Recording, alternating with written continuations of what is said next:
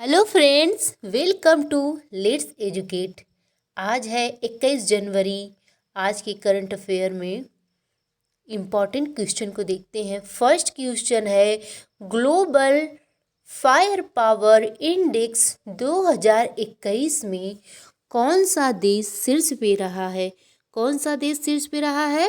या America. America global fire power index 2021 में शीर्ष पे रहा है। फर्स्ट पे अमेरिका, सेकंड पे रूस, थर्ड पर चीन यह रहे हैं। इस क्वेश्चन का ए ऑप्शन सही है। ये कुछ इम्पॉर्टेंट पॉइंट हैं। ग्लोबल फायर पावर इंडेक्स में देशों की सैन्य ताकत के आधार पर रैंक किया जाता है। ग्लोबल फायर पावर इंडेक्स 138 देशों के रैंक किया गया है। इन देशों का मूल्यांकन लंबे समय तक आक्रामक और रक्षात्मक सैन्य अभियानों के आधार पर किया गया है। किसके आधार पर?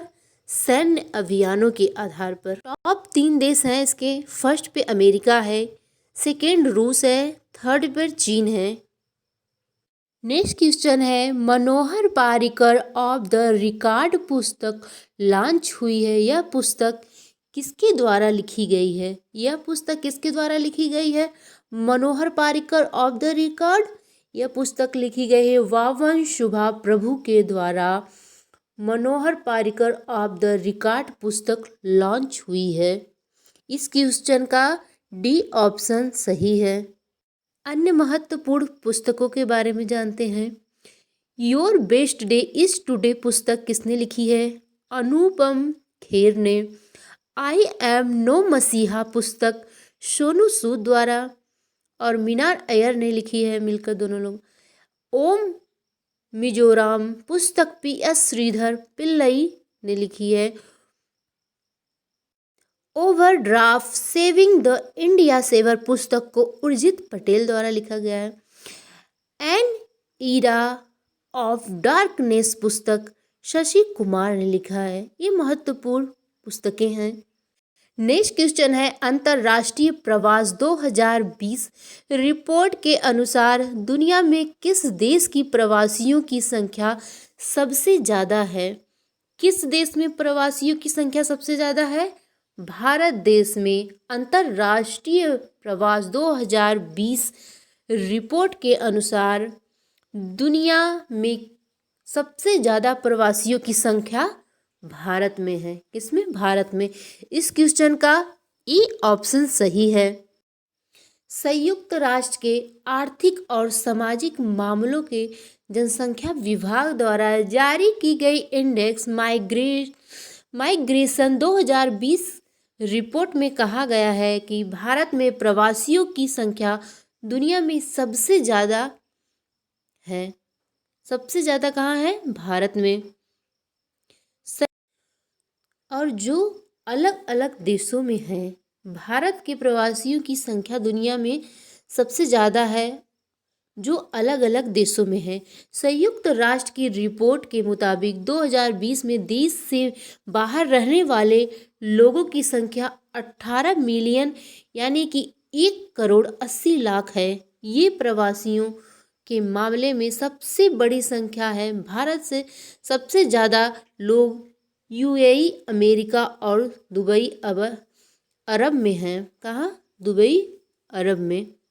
नेक्स्ट क्वेश्चन, किस राज्य की सरकार ने ड्रैगन फ्रूट का नाम बदलकर कमलम फ्रूट रखने की घोषणा की है? किस राज्य की सरकार ने ड्रैगन फ्रूट का नाम बदलकर कमलम रखने की घोषणा की है? गुजरात राज्य।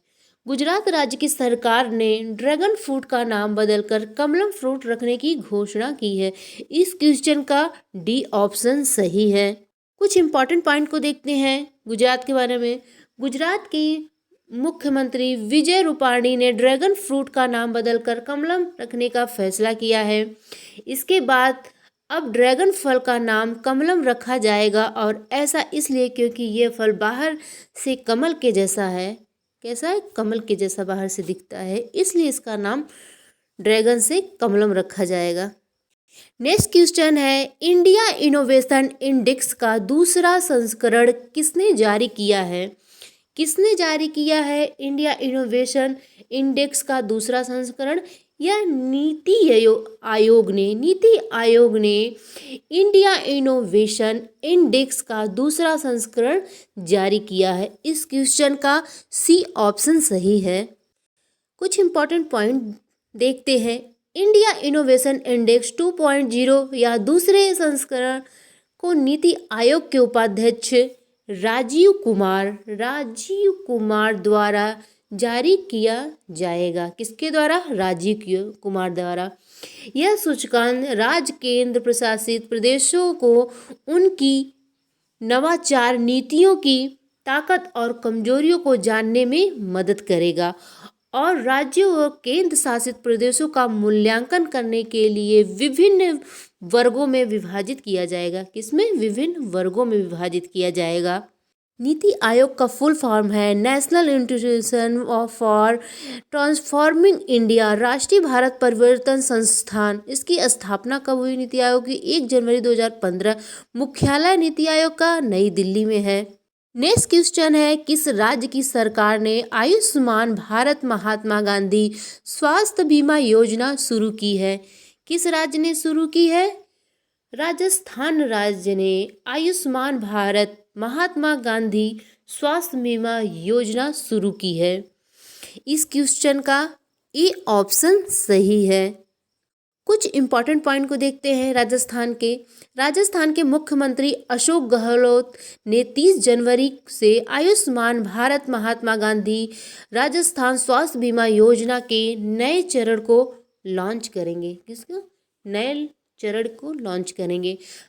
राष्ट्रपिता महात्मा गांधी की पूर्ण तिथि के मौके पर प्रदेश के 1,10,00,000 परिवारों के स्वास्थ्य के लिए यह योजना शुरू की जाएगी। इस योजना के पैकेज की सूची में कोविड-19 और हीमोडायलिसिस रोगों को भी शामिल की जाएगी। राजस्थान की राजधानी जयपुर है। मुख्यमंत्री अशोक गहलोत हैं कांग्रेस पार्टी से। गवर्नर कलराज मिश्रा, मुख्य न्यायाधीश इंद्रजीत महती हैं। राजस्थान के 5 पड़ोसी राज्य हैं मध्य प्रदेश, गुजरात, हरियाणा, उत्तर प्रदेश, पंजाब। लोकसभा सीटें 25 है राजस्थान में। राज्यसभा सीटें राजस्थान में 10 हैं। विधानसभा सीटें 200 हैं। भारत का सबसे बड़ा रेगिस्तान थार रेगिस्तान है, यह भी राजस्थान में स्थित है। चलिए कुछ पिछले क्वेश्चन का अभ्यास कर लेते हैं। हाल ही में जानी मानी संख्यसियत वी शांता की मृत्यु हो गई। उनका संबंध किस क्षेत्र से था? किस क्षेत्र से था? उनका संबंध चिकित्सा क्षेत्र से था। नेक्स्ट क्वेश्चन है, प्लास्टिक सर्जरी का पिता किसे कहा जाता है? किसे कहा जाता है प्लास्टिक का पिता? सुश्रुत को। इस क्वेश्चन का सी ऑप्शन सही है। जल्दी हम लोग रिवाइज कर लेते हैं। सोमनाथ मंदिर ट्रस्ट का अध्यक्ष किसे नियुक्त किया गया है? किसे नियुक्त किया गया है? श्री नरेंद्र मोदी को। नेक्स्ट है, पट्टचित्र किस राज्य की सबसे पुरानी लोकप्रिय एवं पारंपरिक कला है? किस राज्य की? उड़ीसा राज्य की। इस क्वेश्चन का डी ऑप्शन सही है। नेक्स्ट क्वेश्चन देखते हैं, खबरों में रहा महानंदा वन्यजीव अभयारण्य किस राज्य में स्थित है? किस राज्य में? पश्चिम बंगाल में। इस क्वेश्चन का सी ऑप्शन सही है। नेक्स्ट देखते हैं, निम्नलिखित में से किन्हीं जयंती को पराक्रम दिवस के रूप में मनाने की घोषणा की गई है?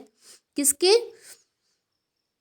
जन्म दिवस पर पराक्रम के रूप में मनाने की घोषणा की है? सुभाष चंद्र बोस के। इस क्वेश्चन का बी ऑप्शन सही है। नेक्स्ट है, हाल ही में सकारा कब्रिस्तान में लगभग 3000 वर्ष पुराने कई लकड़ी के ताबूत पाए गए। यह चर्चित कब्रिस्तान किस देश में स्थित है? किस देश में? यह मिस्र देश में स्थित है सकारा कब्रिस्तान। इस क्वेश्चन का सी ऑप्शन सही है। नेक्स्ट है, खबरों में रहा क्रिस्टोन XL पाइपलाइन किन 2 देशों के बीच में रहा? अमेरिका एवं कनाडा के बीच में कीस्टोन XL पाइपलाइन रहा है। इस क्वेश्चन का डी ऑप्शन सही है। नेक्स्ट है, हाल ही में निम्नलिखित में से किस राज्य में आर्थिक रूप से कमजोर विद्यार्थियों के लिए वन स्कूल वन IS योजना शुरू की गई है। यह किस राज्य में शुरू की गई है? केरल राज्य में आर्थिक रूप से कमजोर विद्यार्थियों के लिए वन स्कूल वन IS योजना शुरू की गई है। इस क्वेश्चन का ए ऑप्शन सही है।